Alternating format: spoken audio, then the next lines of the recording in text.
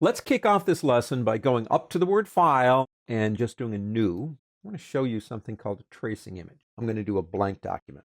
Just click create down here. So we have a big white piece of paper. We're staring at it, waiting for inspiration maybe. The idea though is I know what I want. I've got an idea of what I want. So here's what I did. I went into Adobe Photoshop and I created what's called a tracing image. Now, a tracing image is kind of like, well, tracing paper. You ever do that when you were a kid? You put tracing paper over an image, and then you trace the image because you can see the original underneath the paper. Tracing images can help you get a general idea of how you want it laid out. And I do love Photoshop for doing this. Doesn't have to be Photoshop. Now, let me show it to you. Go up to the word modify in the pull-down menu and go down to page properties. That's one way to get there. Go all the way down to tracing image.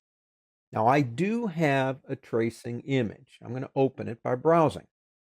And I'm going to go into my site root, go into trace, and there it is. I'm going to select it. Don't have to worry about anything else. And click open. Now if you want to see it, click apply. Now it's a little bit heavy-handed. I don't really need it at 100% opacity. So I think I'm going to do this. I'm going to lower that down a little. I just need it there like a whisper so I can see it. And click apply. And to me, that's better. And click OK. Now, what have we done? We haven't done anything to the design except give ourselves an image that we can trace on. No one will ever see this image except you because it will only run in Dreamweaver. So you don't have to worry about, oh, I need to take it out before I make the site live. No one's ever going to see it. But we can begin doing things that actually we haven't done yet, creating a structure based on our trace, putting in divs and components to fit what we envisioned when we put it together in, say, Adobe Photoshop.